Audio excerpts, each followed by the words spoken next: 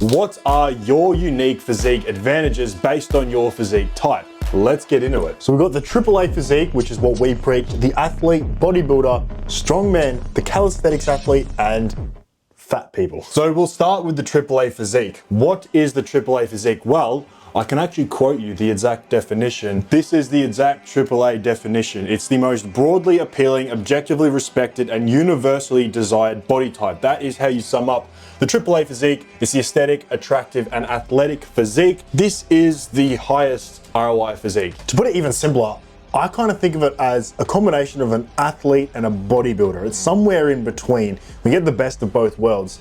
It has the most universal appeal. Your clothes fit great. And I believe this is where you have the best social media potential, just outside of the bodybuilding world. It's also quite low maintenance, right? You can live a pretty good lifestyle and quite an enjoyable life while maintaining a AAA physique. And when we're looking at building a physique, or even in life in general, I believe, and my philosophy is that you want to be doing things with the highest leverage, because that's how you're going to get the most out of the world, right? And when you build the AAA physique, that's the maximum leverage physique. You're leveraging building a physique to get you results in every aspect of life. Dating, finances, social media potential, which is huge nowadays, and we actually teach that inside of our school group, how to build a personal brand. And like I just mentioned, it's the highest attraction physique.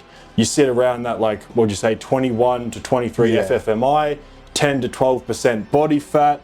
And this is naturally achievable, which is the best. You don't have to do copious amounts of steroids to maintain or build a AAA physique. It's almost like just being a bodybuilder, but natural. It's like the max natural bodybuilder physique. It's like you're trying to be a bodybuilder, but you're not taking gear. You'll kind of just end up with a AAA physique if you're focusing on the right areas and you're aiming for that aesthetic look. You know, you're building the shoulders up, the chest, the back, and you're staying lean the whole time. And you're kind of doing a bit of the looks maxing as well. That's kind of how you get the AAA physique. And I'm not gonna sit here and lie to you. It's gonna take a long time. It's gonna take, naturally, 5-6 years to really max out the AAA physique. I wouldn't even say I am truly there yet. I'm not, transparently, but I'm on the journey, right? And yes, you can do roids and get the AAA physique. It's only gonna make it quicker, right? But most guys don't wanna do that, and that's completely understandable. If you wanna know more specifically about this physique and exactly how to build it, including the blueprints and how to leverage it, you can go to that first link in the description. We have a school group with guys that are building this physique and have already got this physique. Next, we have the athlete. So think of this as just a slimmer version of the AAA physique. And it's just a physique that's built off the byproduct of doing a sport. So boxing, MMA, running, sprinting, football, things of that nature. You build a nice, healthy, athletic physique. And I think this is where you honestly have maximum confidence. Even against my own bias, more than the AAA physique and more than the bodybuilders, just because you're not obsessed over your own physical appearance. You're not looking in the mirror and hyper fixating over your minute deficits. You know, you should be bringing the shoulders up. I don't like the look of this. You're training for performance. So you're just worried about how you're performing. So your actual body image is great. And I can relate to this when I was really into boxing about a year ago. You would have noticed I was quite slim. I did kind of just have an athlete physique because I was going to boxing 5-6 times a week, and I was just really looking to improve in that endeavor. And I wasn't honestly thinking about my physique too much until this channel started picking up a bit, and I thought, I should probably get bigger. And this is obviously the last A of the AAA physique. I just think it's important to incorporate all of these. But 100%, especially combat athletes, you will know this.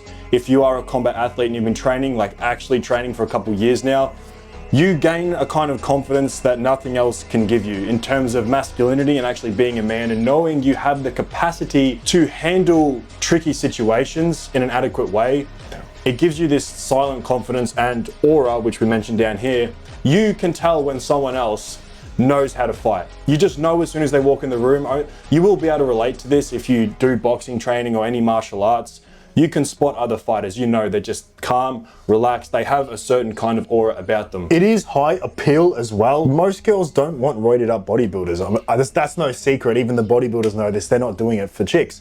But honestly, if you're an athlete, you're 90% of the way there in terms of the female gaze physique, because you're lean, you're athletic, and you're showing health markers, which I'd argue is the most important thing. Not only that, but maximum capability. It's not about what the physique is, but what it represents. Women care more about what a physique represents, and when you are literally representing your physique at the highest capacity, which is an athlete, is very, very attractive. I mean, even if you just look at the athletes, they're with stunners. Your physical health will be prime.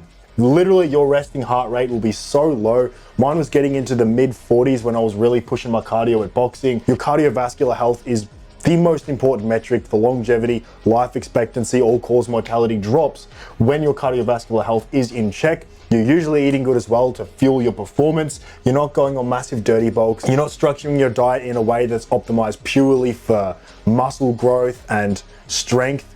You're doing it to fuel your body in a way that an athlete would, and you're staying lean the whole time just because you're doing so much cardio, and it benefits you being smaller and being lean. You know, you're quicker on the feet, things like that. Next, we have the bodybuilders, guys. Okay, pretty much the main thing you're gonna get is a plastic trophy and gym respect from being a bodybuilder. You know, this is I'm talking professional, by the way, professional bodybuilders who step on stage. Man, you have to sacrifice a lot, and I do have a great respect for bodybuilders. I know that might not be what's represented on the channel, but I actually do. Bodybuilders, they have massive commitments to their sport. Regardless whether I'm trying to do it or not, it's up to the individual as to what they want in this life, and it does take great commitments to be a bodybuilder. And this probably goes against what you'd think I'd say, but I do agree that bodybuilding is probably the hardest sport. Yeah. As someone who's done countless rounds of sparring, I mean, I don't have a full picture on it. I've never had a competitive boxing match or anything like that. But in terms of just the training, actual bodybuilders that need to diet down to like 5% body fat, that are really there pushing their strength and trying to build an immense amount of size, they're on their gear protocols. Man, it is a hard fucking sport.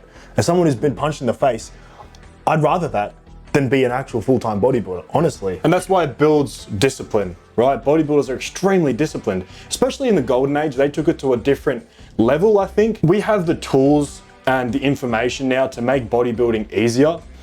Back when there wasn't so much information, you know, I've looked at hours and hours of content from old school bodybuilders like, you know, Ronnie Coleman, Jay Cutler. Those guys really had to push the limits because they didn't really know everything about bodybuilding. So they were just buying cartons of eggs. They had like freezer rooms full of meat. You know, they took it to another level, and it really does require discipline to step on stage. You will get a comprehensive understanding of fitness like nobody else. More than the doctors, more than the health experts. Bodybuilders are always ahead of the science. Yeah. People that are in like the bodybuilding world will understand that they are far ahead of studies that are coming out, what the doctors understand, because they are the experiments. They are the lab rats. They're in there doing the work, getting the anecdote, and they need to be ahead of the curve in order to win competitions. Most people say bodybuilders are stupid, and when you do steroids, it lowers your IQ. Yeah, there's some truth to some of it, but no, professional bodybuilders are extremely intelligent, well, most of them anyway. Big misconception. You also have, obviously, massive social media potential, especially if you do get a pro card. Not only do you have potential to make an income off that now and provide coaching to other bodybuilders, but you can blow up on social media simply because you just look so fucking insane. Yeah, it can be pretty lucrative. Sponsorship opportunities, and you should see how much they charge for bodybuilding coaching. Ooh, yeah. And you get massive strength carryover. I mean, you need to be strong in order to put on muscle. Although the bodybuilders don't specifically strength train, they are obviously very strong. Which leads us perfectly onto the strongmen. So this is mainly guys that train for strongman competitions, or I'm gonna lump powerlifters into this, or just guys that love to get strong. I know that's some guys' cup of tea. What you will get from this is you'll be capable in terms of moving static weight around. You won't be capable in terms of actually handling yourself in physical confrontations, let's say. I know you guys like to think you are capable of, I'm 260, bro, I could just pick you up and slam you. It doesn't work like that. It's practical somewhat, you know. If you're moving house, you can pick the couch up, and yeah, there is some utility in it. And because you are so big, you obviously just have aura simply because of how much presence you have. You just take up so much room. Real strongmen, like guys that compete, are fucking huge. Well, a lot of them anyway. There's some freaky strong Asians and shit like that, but true strongmen, like you've got the Eddie Halls, the Brian Shaws of the world, they're like 6'5" or some shit, and they're just fucking huge, right? And I guess it could be fun. It's not my cup of tea. I don't find deadlifting and squats and shit fun. I find it painful. I don't find much utility in it, but yeah, good on you. You won't look the greatest. You won't be the healthiest for sure, but you'll be strong. So yeah, there's not much to be said. Next, we have calisthenics. I know this is a huge one, especially a lot of guys in the school group that do calisthenics, and they all have phenomenal physiques, very aesthetic physiques. I am very interested in the calisthenics world, and in future I do want to learn a bit of calisthenics. I want to be able to do handstands and shit like that and stuff on the bars. I just think it's really sick. So it's obviously very, very functional, right? You are simulating the kind of movement we used to do centuries ago, right? So yeah, it's going to be very functional. You're moving body weight, you're learning how to move your body in specific ways, and you build up a kind of strength that is very functional. You can do cool shit, which is fucking awesome. I wish I could whip out like a front lever or a handstand or like a flag. That would be pretty dope. It is attractive, once again, because you can do cool shit in front of the chicks, but also it just builds a very aesthetic physique. It's very upper body dominant doing calisthenics, very shoulder, chest, back dominant especially. They tend to just build great V-tapers. And obviously you need to be lean to do calisthenics. If you're holding a ton of body fat, the moves that you do with calisthenics are gonna be very hard to do. So you're gonna be lean as well. And a massive plus is that you can literally work out anywhere. You know, that's a big plus, right? There's only a few great gyms around most areas, especially around this area. So if you can go to the park, go find a bar or even set one up in your backyard, you can just do it anywhere. You can start your morning off with it. That is a lot of friction that is not there anymore. I talk to a lot of guys who are still stuck in that phase of trying to find a good gym, and you know, maybe there's not one in their area. So this is a great way to start for sure. And I know a lot of guys do start in their backyards and things of that nature. Yeah, there's a lot of overlap between calisthenics and athlete because, well, they call themselves calisthenics athletes. So they're almost the same thing. These guys build better physiques. And this might be a stretch, but I think this is a lot of the reason that Andrei Smayev has such a good frame and V-taper for his size, because at the heart, he is mainly a calisthenics guy because he didn't have access to a gym. He lives in a remote part of Russia and he only had access to bars and things of that nature. So he's built an insane V-taper for the amount of size that he can do explosive pull-ups at 150 kilos. And a lot of that is down to calisthenics. So I do not underestimate the calisthenics guys at all. Yeah, I think there's a lot to learn in this subject and it is very interesting. Next we have fat. There is some benefit to being fat. Sometimes I honestly wish I was just a fat person. I believe I'm a fat person at heart. The way I like to eat is absolutely ridiculous, which is the main benefit. You can eat what you want. You're socially normal. People don't judge you for bringing Tupperware to dinner. You just have ultimate freedom. Pleasure today is pain later. I'm not going to get into that spiel. I think it's a horrible way to live, but yeah, it's cool in the moment. You can live a good time momentarily, but just not a long time. And some people want to live a good time, not a long time. Women will leave you alone. It's another great thing, right? You're not going to be distracted. Women want nothing to do with you. So yeah. You can almost opt out, you know? Yeah, get a video game addiction, just order Uber Eats to the house. I mean, sometimes I think, that's a pretty good life, man. Yeah, and there's no guilt for guys who don't intend to build a good physique. No. There's no guilt thinking I'm not living up to my full potential because you don't plan to. That's not your lifestyle, right? But obviously, fat people, they really don't live a good life at the end of the day, right? They really don't. They know deep down that what they're doing is not good. Pleasure now is pain later. Choose what you live by. I like to sacrifice a little bit of pleasure today to live a good, fulfilling life. I think life is better like that. But if you are kind of fat, like over 20% body fat, we actually made a video on exactly what we do if we were to wake up tomorrow fat. Like I looked in the mirror and I was like, shit, this is what we do to get down to 10%. You can link that video right there to learn the full protocol of what we do to get shredded.